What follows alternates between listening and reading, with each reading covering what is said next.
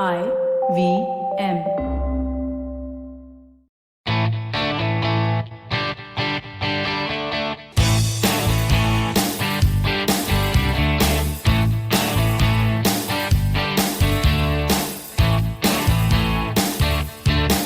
Hello and welcome to a brand new episode of the Musafir Stories, India's very own travel podcast, where each week we discuss the story of travelers in their own words and relive their experiences with you, our listeners.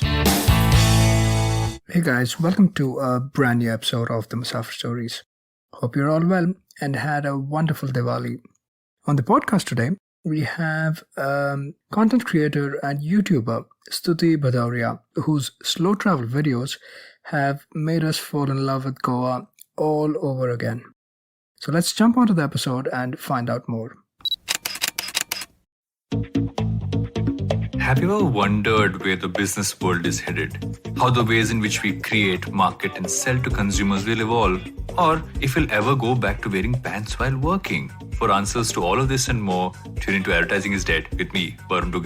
Every Tuesday, as I talk to entrepreneurs, leaders, and change makers from across business, media, marketing, and beyond. You can catch all episodes of Advertising is Dead on the IVM Podcast website, app, or wherever you get your podcast from. We'd love to welcome Stuti Bhadauria, a travel content creator and YouTuber who creates content under the handle nomadographer.com. Stuti, thank you so much for being a part of the Musafir Stories and welcome to the podcast.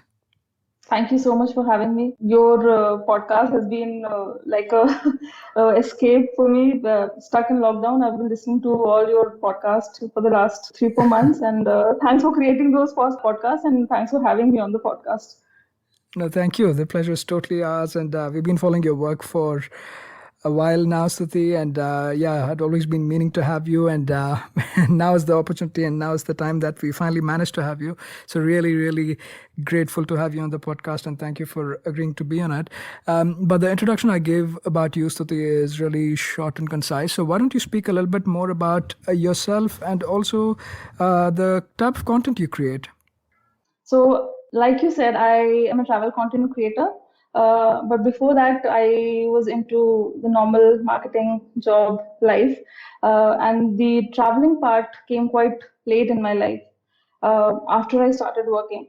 But there is something which I've always been passionate about, which is photography. So on and off for the last 10, 11 years, I've been trying to keep my interest in photography alive.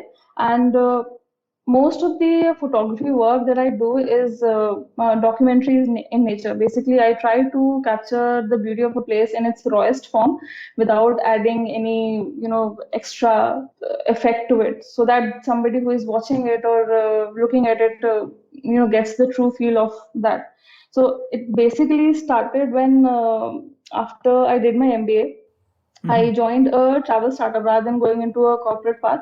I joined a travel startup, and most of my work was focused around roaming around the streets of Old Delhi and looking for interesting, stories, talking to people, looking for lesser known heritage, that type of thing. So it kind of helped me, keep that interest in photography alive, and also made me, more interested in travel and made me more passionate about travel. And Sure. After that, I think around 2015, I moved to Goa from Delhi. And because of that habit of, just roaming around and capturing, different minute details of the places, that kind of evolved my travel style as a whole. So it helped me in exploring Goa in a better way, and not in the regular sense that you just go to a beach and chill and then come back. Yeah, no, absolutely. I have to agree with you. And that's also what kind of really, really caught my attention. That rawness in a lot of the video content that you produce as well. It's almost that first person experience, right? You don't really add a lot of voiceover or a lot of heavy music and effects and all of that. It's as if I am walking through the streets of Goa. It really feels like that, right? Like a virtual experience or like a vicarious experience, for lack of a better word, that we are actually going on that walk with you and with no distractions as such. So really enjoy that content, and we'll make sure we link both your website as well as your YouTube channel in the show notes section of the episode. But Stuti, before we start to dive deeper into the conversation and talk a little bit more, why don't you tell us where you're taking us and the listeners to today? So today I will be taking you all to three of the most prominent and well-known islands of Goa. Uh, First of all, we'll go to Chorao, then we'll Okay. go to Divar Island, and then Sant Estevam. And again, Goa beaches have their own charm. I'm not saying that Goa beaches are bad. Beaches are good, but these islands, if you want to experience the true essence of laid back, the Susegard life of Goa, then these are the islands where you need to go to. And again, I don't think that you can experience something like that on a beach or a beach hut. So Yeah. I'll try to transport you to those streets and those paddy fields and explore these villages. Wonderful. Yeah, Goa has many different facets. Obviously, the beach and the party goers and the music and the carnival type of Goa is what we see the most. But really looking forward to seeing the raw and the rustic Goa as well, getting in the alleys of these smaller villages on these islands. So yeah, let's jump into this conversation. Before we start speaking a little bit more about them, just to set up the geographical context as well. Could you give us some reference as to where these islands are situated? Say, how far away from a popular place like Panjim in Goa? Okay, so all three of these are actually very close to Panjim. So basically, if you're coming from Panjim side, these places come one after the other. First, you will encounter Chorao, then you will come towards Divar, and then Santastavam. And all of these are quite close to Panjim. So Chorao is like 5 kilometers away. Divar Okay. is approximately 7-8 kilometers. Sant Estevam is a little far away, but it's not that far. It takes around 20-25 minutes of drive to reach there, Okay. and it's very close to Old Goa monuments. So if you are visiting the Old Goa monuments of Bomb Jesus and the churches and everything, if you have extra time, you can go to Sant Estevam as well. It's closest to Old Goa basically. So Okay. yeah, and all three of these are located alongside the Mandovi River, and all three of them can be accessed by a ferry. Yeah, so I was going to ask you that actually. So it looks like getting there is also pretty easy, and ferries are obviously, given that there are islands, you have to use ferries to get there. And within the islands as well, I guess the best mode of getting around would be to have your own transportation, like ideally a scooter or a bike. Yeah, and then you can go exploring around the islands. Correct? Yeah. So if you have your own bike or a scooty, it's actually better because you can hop on the ferry and then just you have the flexibility of going in whichever street you want to. Even if you Yeah. have a car, if you have your own car, if you're living in Goa, or if you have a rental car also, you can get on the ferry. They charge like 10-15 rupees Yeah. for a car. So even if you have a car, it's quite convenient. So if you are a group of people and you don't want to like get on a scooty, and if the heat of Goa gets too much for you, then you can easily get in a car, Okay. hop on the ferry, and just roam around. It's not just Activa or a scooty. Car option is also there. Okay, that's brilliant. And also, like you were mentioning, sometimes it can get hot. So, Yeah. in terms of when would be an ideal time to visit these islands, what would you suggest? I know, I mean, most of the year, except for like peak summer months, should be okay. But any ideal time you would suggest? My favorite time of the year is monsoon, and during winters, although Goa don't have any winter season per se, Right. but around October till February is the perfect time, especially for these islands, for a reason, because again it's quite vast, and if you are on a scooty it might get very hot, and also because there are a lot of natural habitats and a lot of birding areas. So Sure. it's better if you come during October till Feb, because that is when you get to see, if somebody is into bird watching and all, that is when you get to see most of the action. And my favorite time is obviously monsoon, because it's the greenest, it's the Yeah. most prettiest Yeah. time of the year. And just roaming around when it's raining with our raincoats on or without the raincoats is just a totally different feel altogether. It's so green all around. I've like, it's a paradise. It's a green paradise, to be honest. But the thing is, again, for the last 2 3 years, there have been issues of flooding. So Mm. be very careful if Right. you're planning a trip. Make sure that the weather is clear, and you don't get stuck somewhere. And because of various reasons and all lots of Yep. constructions is going on, so flooding has become quite a major issue for the last 2 3 years. Okay, wonderful. Thank you for calling that out as well. And even in terms of stay, right? I know, like a lot of these islands are pretty much sort of smaller villages. Mhm. So in terms of living, you would you think staying in one of the closer places like Panji and then making day trips to these islands would be ideal, or are there accommodations available on the islands as well? There are homestays available. Mm. I don't know the specific details of it, because I used to stay there, so I never Right. really, stayed at a place. But in Divar, I know there are quite a couple of homestays. Mm-hmm. Chorao, there are some resorts, but they are of a particular use, like they are yoga institutes and those kind of retreats. But Okay. I am pretty sure if you look for it, there are a lot of homestays which you can find. And even if you are staying in Panjim, Mm-hmm. it's quite easy. Like I told you, it's quite Yeah. easy to get around. Okay, sounds well. Yeah, I mean, Goa, we don't have to say in terms of the tourist infrastructure, it is pretty much top notch. Like you have all Yes, sorts of accommodations and places options available. So it will, or it should not be a problem, right? It's right, just right. that we wanted to call it out. Wonderful. So thank you for setting up the context really well now, both from a geographical perspective as well as getting there, staying there, etc. Now let's jump into the specifics about what one can spend time doing when visiting Mhm. these islands. And let's start off by Chorao and take us with you and call us out some of the things one can indulge in while going to Chorao and some of the things, points of interest, etc. one can visit.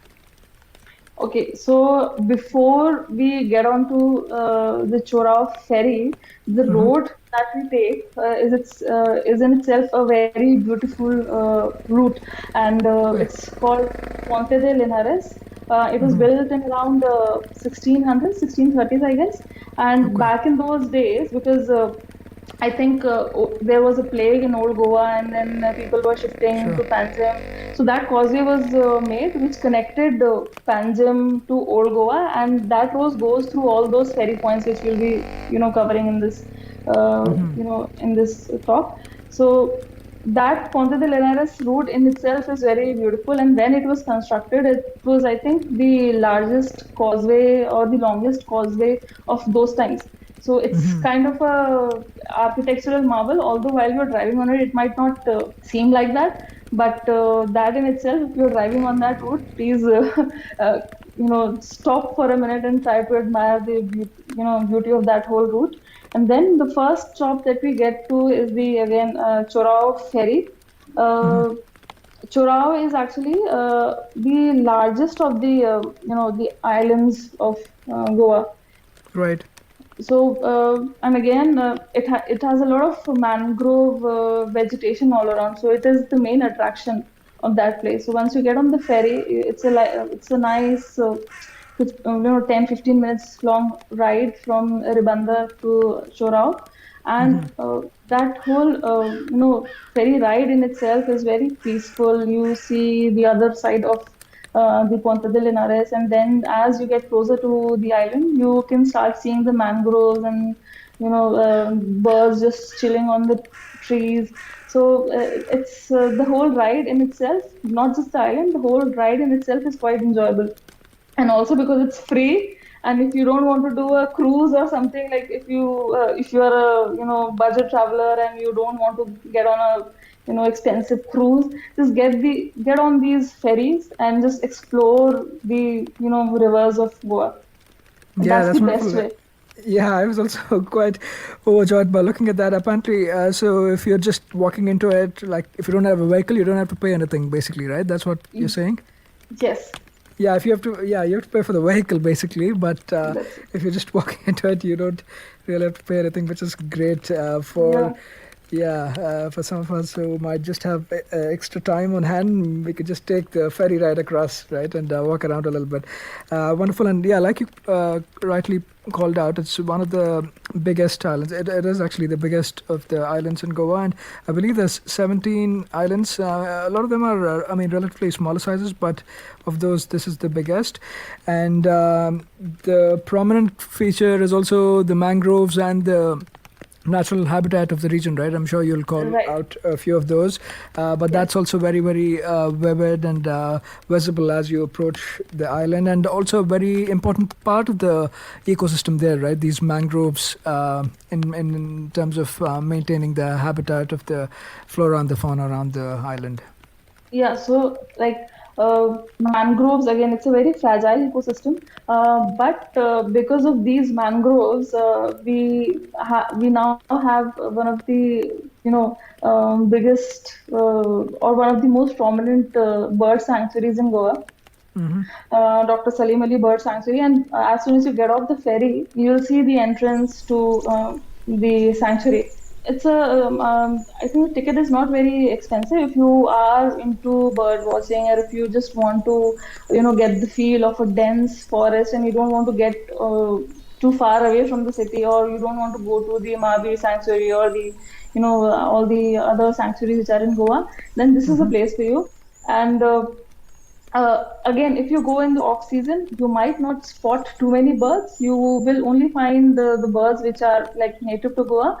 But Right. when you go during the migratory season, it's just a very pleasant, nice, serene walk. And Yeah. there's a proper pathway. It's like 920 meters nature trail. Like right in it takes you right in the middle of the mangroves, right? And you need to be very, attentive about the flora and fauna around there. So you might find a, small crab or a mud skipper, and if you do the entire trail, you go on the other end, you might also find lots of herons and kites and all sorts of birds. Yeah. So yeah, and there are a few watchtowers as well over there. So if you climb up there, you can get a nice panoramic view of Old Goa and the Ponte Delinhares, or the ferry point on the other side. So yeah, Yeah. Salim Ali Bird Sanctuary is something, if you have that much time and if you are into bird watching, nature trails, it's definitely something that one should do. I used to go there almost every 3-4 months because it was so peaceful. Yeah. So yeah, Definitely. Yeah, Salim Ali, our own Birdman, right? Named after him. right. And yeah, that nature trail that Stuti just spoke about is a brilliant option as well, just exploring this by yourself. But I believe there's also an option of getting guides, right? If you want to get into the specifics in terms of the birds, the different birds, and the other species that are in the sanctuary itself. So you might want to the services of a guide. We'll definitely make sure to link that video of the nature trail that Stuti has done, covering of the Salim Ali Bird Sanctuary as well. I also believe there's a few crocodiles in the sanctuary, so watch out. Maybe you will get lucky, or watch out for them. You might find them in the vicinity too. Those are some of the things. But probably one of the primary points of interest on the island, right? The Salim Ali Bird Sanctuary. It is one of the key parts of the island of Chorao, right, Suti? Yeah. And the trail which I'm talking about, you won't find any crocodiles over there. And if you really want to see crocodiles, then I would suggest that you hire a local fisherman. There are people who do these guided, canoe tours. There are tour operators, local tour operators, who know way more than I do, actually. You'll be getting to know Goa in more detail, first of all, and second, you'll be helping the economy, which is the need of the hour right now. Oh yes, thank you for calling that out. And Yeah, like you said, there's supposed to be over 400 species of local and migratory birds that are a part of this sanctuary, depending on the season, of course. But definitely make sure to visit this. And a good time would be early in the morning, so that you can catch or get the most out of this trip to this part of the island. Now, after spending some time at Chorao, I'm sorry, the Salim Ali Bird Sanctuary, where next would you suggest we head out and spend our time at? Okay, so as soon as you get out of the sanctuary, it's right at the ferry point only. And if you are on a scooty or on a car, you just drive straight into the village. There are a lot of interesting temples and churches scattered all around the island, and because it was one of the first places conquered or taken over by Portuguese when the Portuguese conquest started.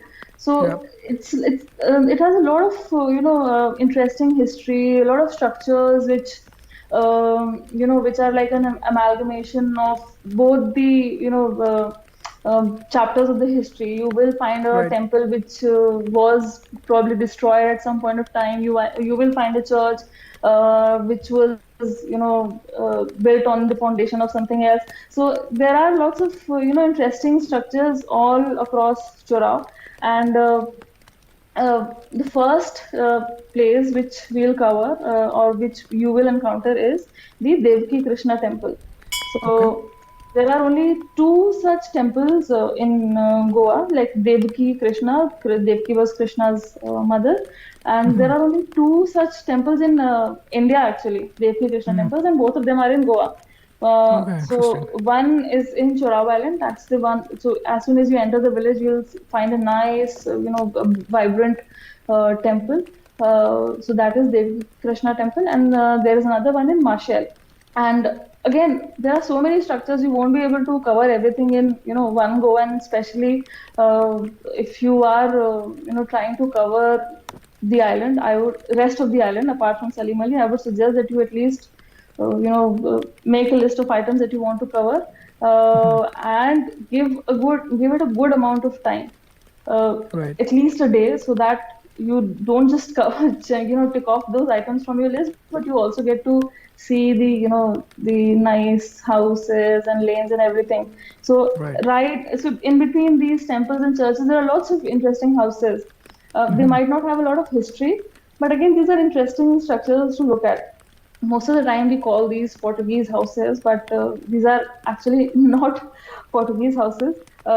There's in Goa at least there is no such thing as Portuguese houses. They are houses which are built during Portuguese times, Right. and the architecture is very much Goan. You will see Portuguese influences here and there, but architecture is it's mostly Goan only Yeah. because of the weather and everything. So you'll find all these very nice, pretty houses along the way. And once we are done with the temple, you just again there are no straight paths that okay, after this point you can cover that only. So there are two, three main attractions which you can kind of include in your itinerary while covering Chorao. Okay, so after the Devaki Krishna temple, you can go to the Our Lady of the Grace Church. It's a Roman Catholic church built in 1551, Right. and it was constructed around the same time when the Portuguese occupation of Goa started. And Chorao, in fact, like I told you earlier, it was the first area which was conquered or captured by Portuguese, and the Christianization Right. started, right? They set up their base here. Then this church was built here. It's a quite modest, it's not a very grand structure, but it is historically important, right? And Chorao was where Portuguese noblemen, when they came here, they liked the place so much they built their houses here, and then people also started calling it Ihlas dos Fidalgos. Fidalgos means noblemen, so it was known Right. as Islands of Noblemen. So that's how Chorao got its name back in that time. Yeah, something very interesting about that also, right? Also, interesting fact that you called out that Devaki Krishna, right? Basically dedicated to Krishna and his birth mother. Those are the only two in India, not just in Goa. Yeah. Interesting one. And also, while I was looking up, I found that Chodan, I think, right, is an alternative name. It's of Konkani origin, and like the legend behind that also was that it's named or it means jewels, right? And the background was that this is basically the island was formed out of the jewels thrown by Yashodha, Lord Krishna's mother, in the sea. Right. That's also another legend. So there seems to be that connection with Lord Krishna to Chorao, really from back in time, right? So that's also an interesting thing that I came across. And thank you for calling out the Our Lady of Grace Church as well. I mean, you rightly called out that we very loosely always refer to houses as the Portuguese architecture and all of that. Might not necessarily be the case. It's more Goan, right? Like you said, it's a mix of both Hindu as well as the Portuguese influences on it. But the churches you find are probably, you could say, are closer to Portuguese architecture or the influence, right? Because they are similar in terms of the architecture they come across as well. Some of the other Portuguese churches in, say, example, Kochi also have a very similar architecture. So that way, I think the similarity is more there than the homes itself. Homes have also the typical, what we'd say, the coastal architecture, right? Sloped roof with clay tiles and all of that. That's also very common in the area. So that's what I felt. But yeah, tell us a little bit more about the churches. Did you visit any other churches as well besides the Our Lady of Grace Church? Okay, so apart from that, the two main churches, the other two churches which you might come across if when you are roaming around is Chapel of Our Lady of Health. It is again a Roman Catholic structure dating back to early 1700s, I guess. And the other one is Saint Bartholomew's Church. Again, another Roman Catholic structure built in 1569. So around the same time when the whole Portuguese colonization was happening, most of these churches were built during that time only. Yeah. So these two other major churches, basically, again, there are different comunidades or communities within the island. So these church cater to that particular comunidad or community. So these three are major churches of Chorao. Okay. But apart from these three, my favorite place is Christ the King statue. It's quite a difficult place to go to and very difficult to look for. At least it was for me. And it's actually the highest point in Chorao. So if you manage to go there, it's a nice Christ the King statue on the hillock, and it has. If you want to see the 360-degree view of entire Chorao Island, that is the place you need to go. Just sit there, relax. Don't litter. It's a holy place. So just even otherwise, there. I would say, because that's one of our bad habits that we take every place for granted, right? Religious or not, littering seems almost like a birthright to us. So yeah, please don't do that, especially on especially at places like these that are still pristine and are pretty much not very commercial, right? So you don't really have an infrastructure to take care in terms of coming and cleaning up, etc. It's mostly managed by the locals in the village, people of the village. So yeah, definitely take care about that. And probably like a good point to like end your day also would be the Christ the King statue, right? Given that you're saying it's like a very strategic and a vantage point, you get a good 360-degree view, and when it's cooler later during the day, I think it might be a good point to just end your day there and absorb in all of the beauty of the place. Yeah. So thanks so much for calling that out. And one of the interesting things, and again, thanks to Wikipedia, this is just reading it from there. It's just that the cheese of Chorao also apparently is or used to be very popular, and probably just ties back to the connection of this place, Chorao, being also known as the land of noblemen, right, or the island of noblemen, like you said. A lot of these Portuguese really liked and appreciated the cheese, and the cheese of this place also used to be very popular until recently, right? That's another interesting thing I saw as well. I want to just call that out quickly. But after this, next point in terms of island hopping, if I may call that, are we moving to Divar now? Is that what you said, Stuti? Yes. So next place which we'll be covering is Divar Island. It's not really that lesser known anymore. Sure. It's kind of becoming a bit of a mainstream place. Here, like when you were asking about Chorao, you were asking about homestays and places to stay. Here you will find a lot of options. Okay. Divar.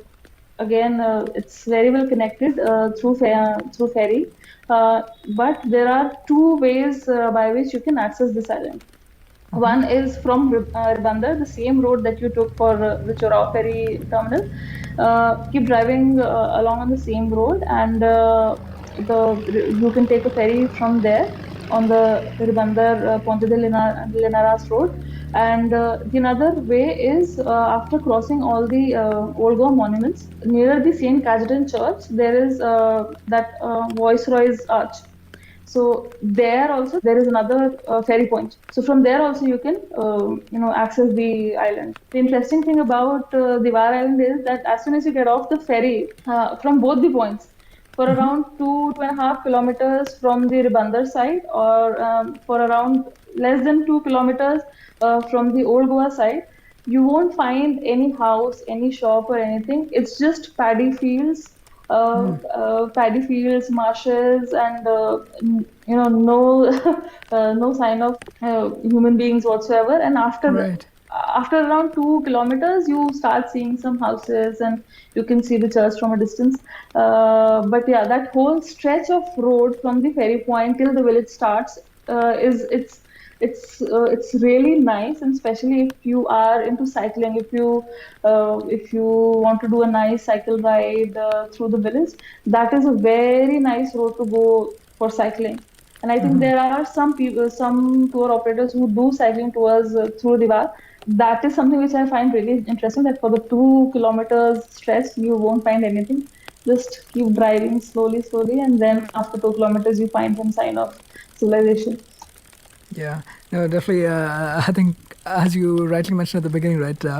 It's especially on Instagram and the influencer bandwagon. It's already there, right? Divar Islands has already hit that, and cycling in Divar Island seems to be a thing as well. If you'd like to spend time doing that. Now, in terms of just going around and seeing places on Divar Island, was there any stopovers you made, Stuti, while going around?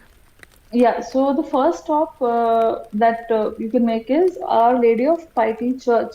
And it's also at a quite high point. So once you get to the church, you can actually see again a nice, very panoramic view of Chorao Island on the other side. And in fact, I forgot to say this during the Chorao section, that there is a point in Chorao, like if you are able to find that, there is a small jetty, very dilapidated jetty. If you can find that jetty point, you can actually see Divar Island Church from that jetty point. So that is also a nice spot to just just see. Okay, there is Divar Island, and here is Chorao.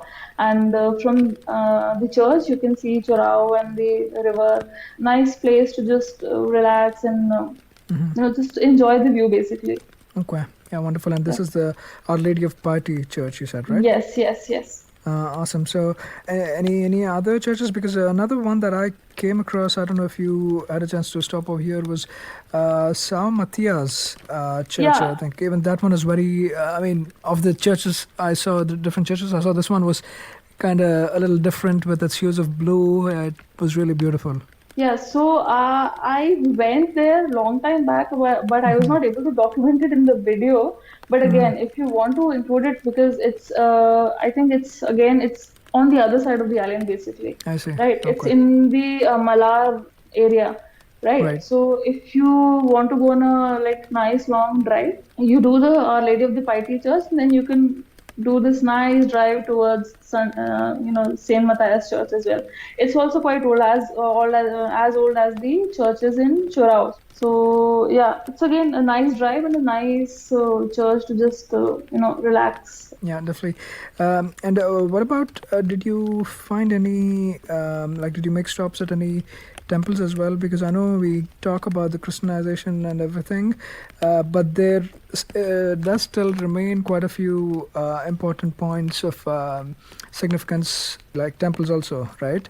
Yeah, so there is another place which I want to talk about was the Mm-hmm. Porne Teerth Tali. Tali means Right. lake or a step well. So Sure. apparently, the Saptkoteshwar, the original Saptkoteshwar temple, I think it's now at some other place. It was situated here, and Yeah. during the whole conquest, these temples were destroyed, and the deities were moved from one place to another by the local people, so that at least if they can't save the temple, then at least they can save the main deity. So there is a place called Porne Teerth Tali. Yeah. It's a step well made out of laterite stone. I think Mm-hmm. you might have seen that very rough red stone, Yep. very typical of Goa, which is used in Goan houses.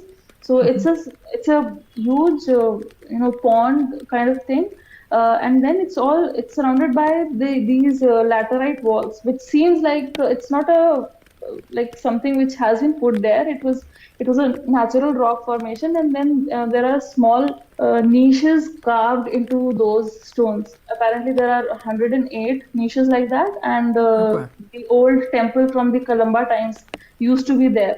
Right. So there is no temple anymore, but again, it's a nice place, and if you go there during monsoon, the pond actually gets covered with these. I can't recall the name of the plant. It's like uh, kind of water cabbage kind of thing. It just gets covered by that, and it just Okay. looks spectacular. And again, it's not very popular because it's very, it's in the very interiors of the village. So whenever somebody is exploring Divar, they just do all these two, three churches and goes to the colorful streets Yeah. because it's a little off from the center. People Okay. usually ignore that, and again, depending on people's interest, they might not like it because it's just a stone Yeah. wall, it's just a lake, and people who have actually kind of an interest in or maybe who find all these ruins fascinating, this is Sure. definitely a nice place to go to. Yeah, no, absolutely. Because again, like I said, we mostly associate it to the Portuguese and the time after that, right? The colonization and everything. But a lot of it existed even before that. It's just that a lot of the structures are in ruins now.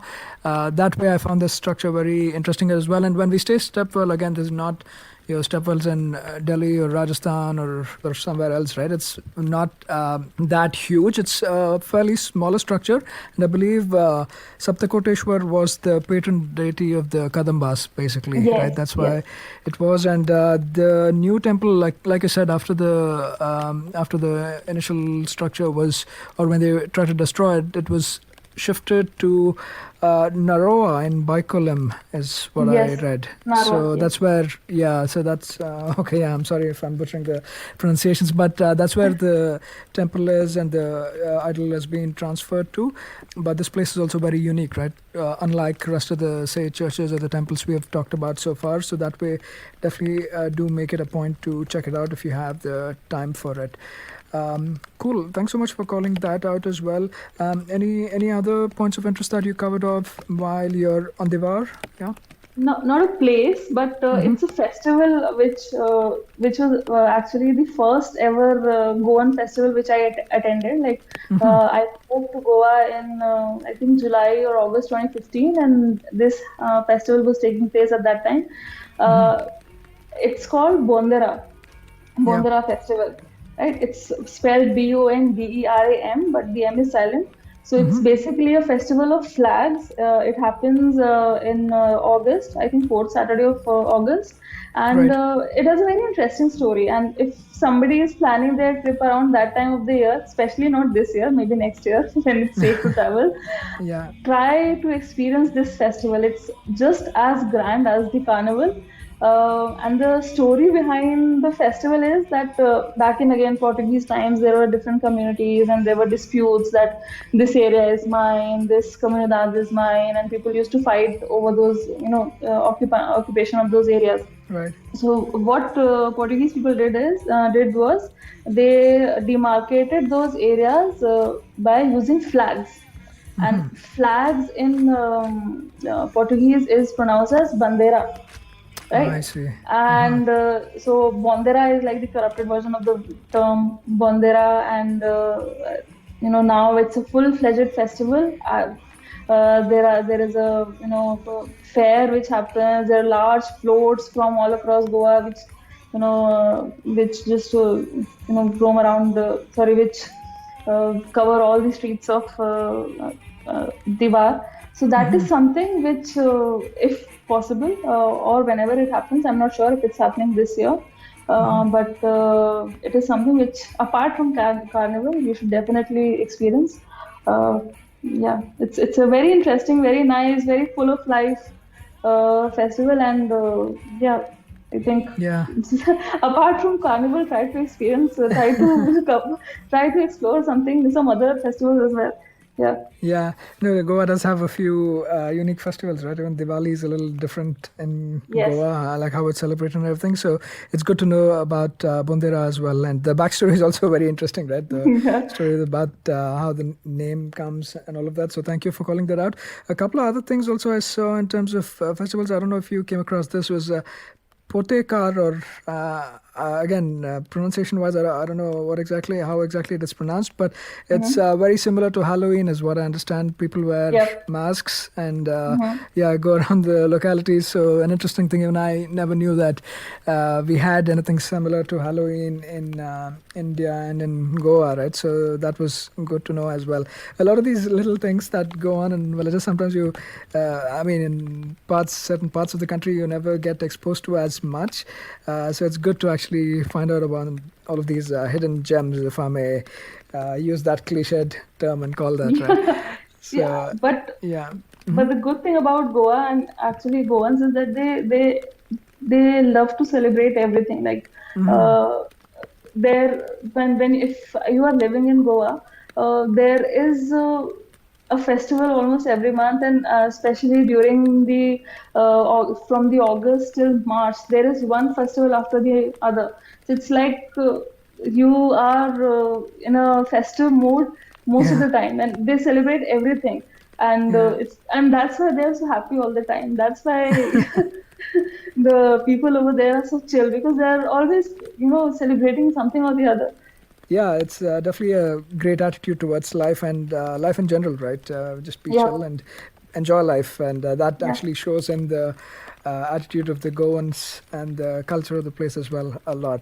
So wonderful, good to know about that. A couple of other interesting things. Again, I won't drag on too much about it, but I thought I'll just call it out. Yeah. Urak, or I don't know, it's probably the pronunciation Urak. It's a type of a local arak or feni, right? Right. Type of feni apparently is very popular in the region as well on Devar.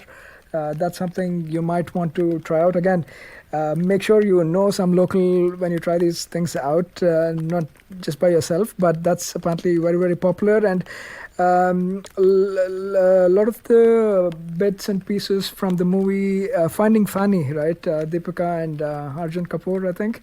That was also shot here in Divar Island, is what I understand. So just a little bit of trivia to throw to the mix while we're covering off Divar. Any other points you'd like to touch upon before we move to the next island or next point of interest? I think we've covered almost everything. Again, if I give too much details, there will be nothing left for your listeners to explore. Keep an open mind, be respectful, and these are just a few pointers to help you explore Yeah. the place in its truest, rawest form. But so Yeah, no, definitely. If you can take anything away from our conversation, it's like just take your bike or bicycle or whatever your mode of transportation is and go around the streets and alleys of these villages, just looking at the beautiful houses, right? If nothing, if you don't have time to go visit these points of interest we're calling out, just go around, right? That's an experience in itself, just watching and absorbing the beautiful neighborhoods. And these are not touristy places, so you'll not find like a lot of rush or traffic and things like that. So just soak it all in and enjoy the quiet and the calm of the place. Let's take a quick commercial break here and we'll be right back on the other side. If you're a cricket fan, check out Edges and Sledges, India's favorite cricket podcast. The podcast focuses on Indian cricket, the IPL, and has a ton of banter both on and off the field. We talk about the week's biggest cricket stories with current and ex-international cricketers, coaches, or sometimes just between us. And it's hosted by me, DJ. Me, Varun. And me, Ashwin. New episodes release every week. You can catch us on the IVM Podcast's website, app, or wherever you get your podcasts from. Check out the Edges and Sledges Cricket Podcast. And we're back talking to Stuti Bhadauria about her exploits around the islands of Goa. So, Stuti, let's jump on to the last stop or the last island on our trip or on the episode today, right? It's the Estevam Island. So why don't you tell us a little bit more about that, both from getting their perspective as well as the important things of interest there? So, Santo Estevam or Santo Esteva Island is another island on the Mangroves River. But there are two ways to reach there. One is the shorter one is the longer one. The shorter one is through Old Goa again. You cross Old Goa. There is a place called Tolto Dhauji. So you can take a ferry from there. Now, I'm really not sure. I've read a few articles that the road which connects Dhauji, Tolto and the Old Goa one, it was apparently part of the Old Goa walled city, which was built during the, again, Portuguese conquest times. And there is a small portion of wall still left there. So I would suggest that you take this route rather than the other route, which is connected by a bridge, but it's a longer one. Okay. From this road, you can take the ferry, which is actually the smallest ferry ride of Goa. Yeah, the ferry crossing, right? Basically, yeah. Yeah, it's like 1 or 2 minutes, so it hardly takes that long to reach the island. And the reason is, someone might think that why did they not make a bridge over there? That would have been so convenient, right? But again, this whole area of Divar, Chorao and St. Estevam, it's a very fragile ecosystem. There are lots of mangroves over there. Birds have their homes, and there are crocodiles as well, even in St. Estevam. So locals, especially Goans, they are in this sense, they are very protective of their nature and ecosystem.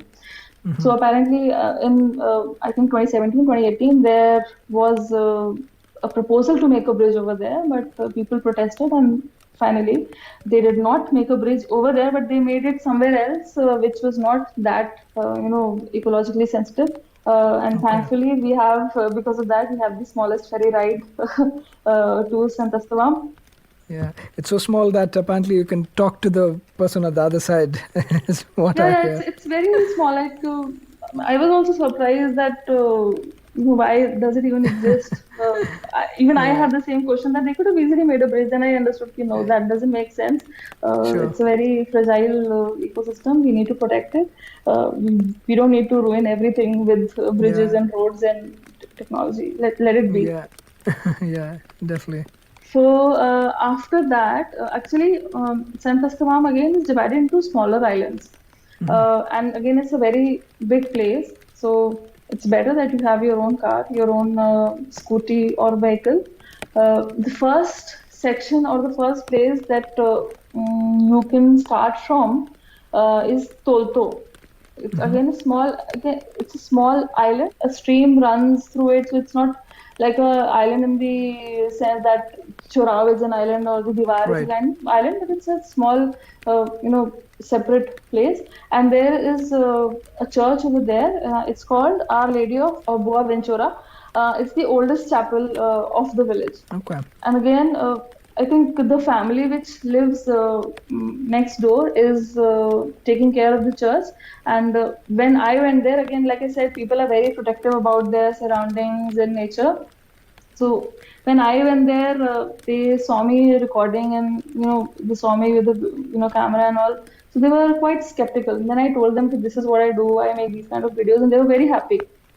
Okay, you are documenting this because what happens is usually people come and they do these surveys. They want to make apartments here. We don't like that. So people are very protective about their land, but at the same time they're not very hostile. So if you go there, if you find a person who's roaming around, have a nice chit chat with them. They will invite you into their house. They will show you around, and they will introduce you with their family like you are somebody who they already know. So they are friendly. They are very friendly, but again, they are a little bit protective. So Tolto Chapel is, it's the oldest one in the village. Again, fairly simple structure, but important because of how old it is, right? So that is the first place that you can do. And if the local people are nice enough with you, they can take you on a nice hike through the jungle, which is next to the chapel, and show you some spots that you can go there, and there they will share all those secrets with you, but only if you are you are going there with good intentions. Awesome. And any other churches as well apart from the Tolto Chapel? Yeah, Stuti? so the biggest one is Saint Estevam. Right. Because the island is called Saint Estevam, which is named after Saint Stephen. There's obviously a church called Saint Estevam, or the Saint Stephen's Church, and it's actually quite a grand structure. It's, I think, one of the biggest churches in Goa. Yeah, and the interesting thing that I noticed about the church is that as soon as you enter the village or on the main road, you can actually see the church from almost everywhere because it's at a height. So it's dome, the round dome is visible from everywhere. So it's like the central point of the island. It's visible for everywhere. And all around it there are like these khazans. These I don't know if you are familiar with the khazan system. These are like the reclaimed marshes which are used for farming and all. So the whole area is like there are small water bodies, the khazans, and people use it for farming, for fishing, and stuff like that. So if you're driving on the main road, you can see the church at a distance, and then these marshes and then water bodies are all around. So again, it's a nice serene ride. The other church, it's not a church actually. It's just it's a Christ the King statue next to the Saint Estevam fort. People call it fort, but it's technically not as grand as a fort, because when we talk about forts, we have the picture of a Red Fort or a Agra Fort, those kind of grand structures in mind. But it's fort in the sense that it was an outpost at a hillock with a room and everything, and you can see the Mapsa River on the other side and Mandvi River on the other side. So for the defensive purposes, that fort was built over there. And there is a small quarter, people, maybe apparently whoever was posted there, they used to stay. But it's technically not a fort, it's kind of a outpost. Yeah, even compared to, say, forts in Goa, this one is much smaller, right? It's just, like you said, more like an outpost to keep an eye out, given its strategic location as well. Yeah. Yeah, okay. And this one, the statue you're speaking of is also called the Christ the King statue? Yeah, so that was built there around in 1920s, I guess. Fairly new structure, not as old as the other, churches and the fort itself. But all the people from the area, they just every evening, especially during the sunset time, People just gather over there. They do their evening walks and just chill over there.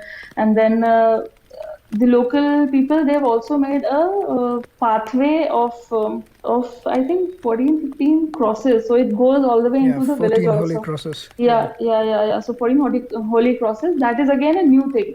It's not a very old structure, but those crosses have been made, and that whole walk downhill is also very interesting. Yeah, so basically all of this, right, the St. Estevam Fort, the Christ the King statue, and this pathway of the 14 holy crosses, all of this are in the vicinity, right? They're around the fort, basically. Yeah.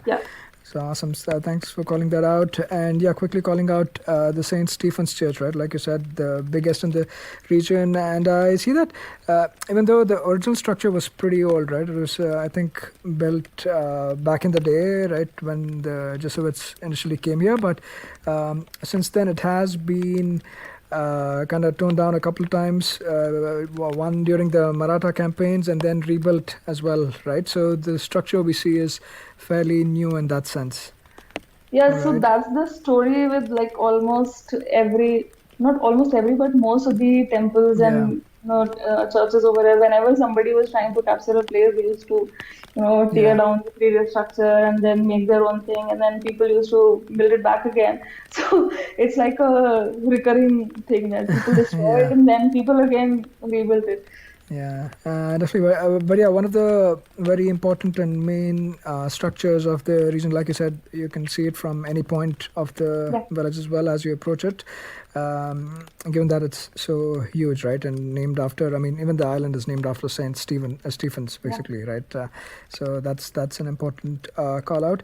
A couple other interesting things that I stumbled upon when I was looking up Saint Estevam was it was also known previously as Green Island or Isla Verde, apparently, and was known for growing of vegetables and ladies' fingers, the okra, apparently. So that's also very popular.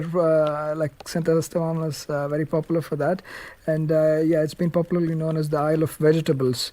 I think just an interesting tidbit to call out with regards to St. Estevam as well. Now, while moving around the area, right, moving around the village itself, Stuti, any like peculiar, with respect to the streets or the houses or the structures, bridges, etc., anything that you'd like to call out? Again, the main thing which I think people will notice, not just in St. Estevam, but in Chorao and Divar also. I think I specified that earlier as well, that Khazan system.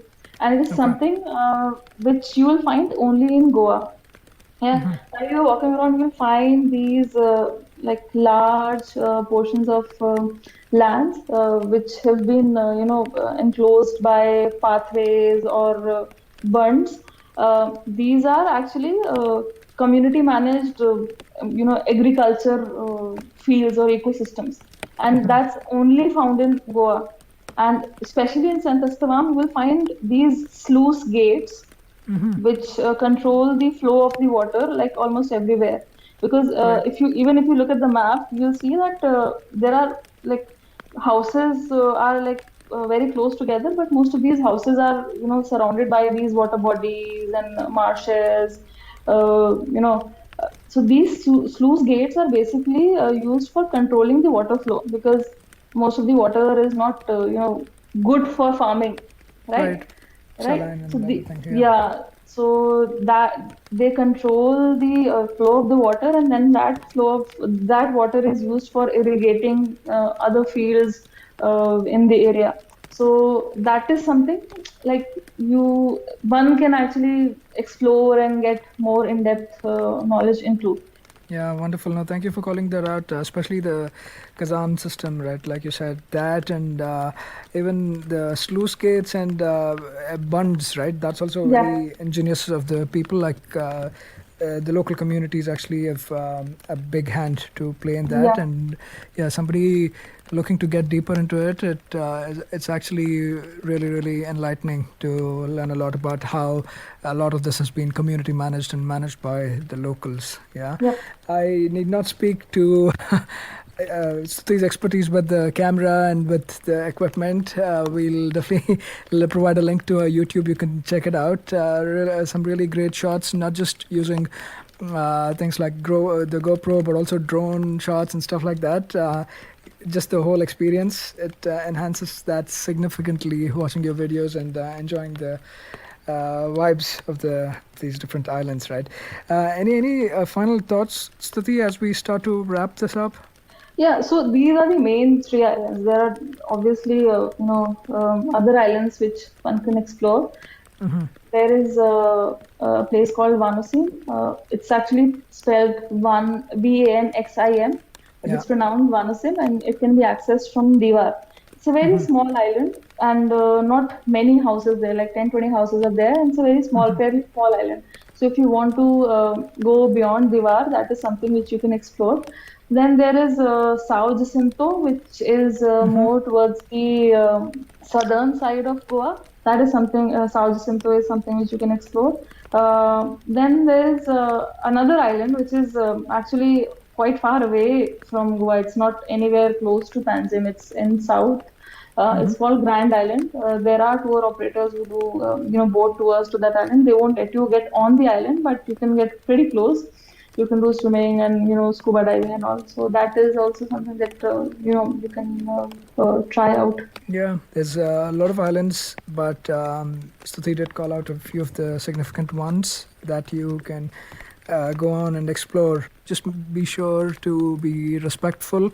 It's a small, these are smaller places, not necessarily heavy on tourist infrastructure, but maintained by locals in the local communities there. So just be respectful of that and don't litter, like Stuti said as well. But thank you so much, Stuti. We'll make sure to include links to all of your social media channels, including your YouTube and website as well. But it's been an absolute pleasure and delight for us to explore Goa with you. Thank you so much, and I hope whoever listens to this, they get to see or get to know a different kind of Goa, which I have experienced in the last 5-6 years. And if you plan a trip to Goa and maybe my experience helps you in explore Goa in a different way. Absolutely, absolutely. Thanks so much, Stuti. All right, thank you.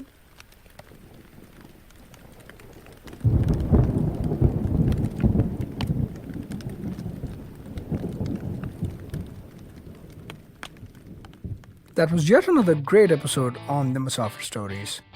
Make sure to show us some love by sharing the podcast with your friends and family.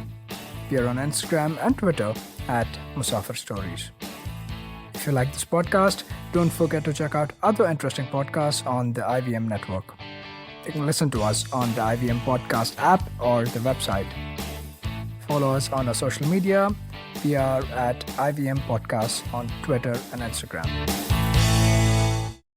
Hello, everybody. It's been another great week on the IVM Podcast Network. An app for extramarital relationships sounds interesting? Well, it exists, and it's booming. On KBCD, Farad and Sunetru talked to Sybil Shadel from Gleden, a dating service primarily marketed to women. On Simplified, the gang discussed the phenomena of sports washing illustrated by the recent Saudi takeover of the Newcastle United Football Club. On the Life Manifesto, Serena explains various lessons from Charlie Plum's life and how we can apply them to our own lives. On Say No to Drama, Chetna is here to slice the drama around workaholics and help understand the consequences of our choices.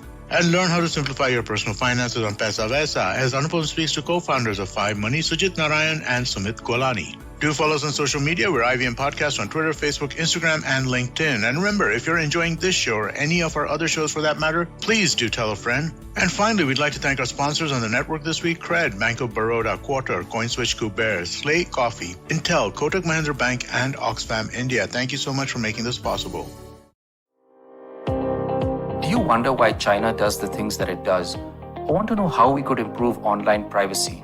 Or perhaps you're thinking about how we can kickstart India's economy. If you'd like to search for the answers to such questions, check out All Things Policy, a daily public policy podcast that covers everything from employment figures to aircraft carriers. Tune in from Monday to Friday for new episodes and fresh takes.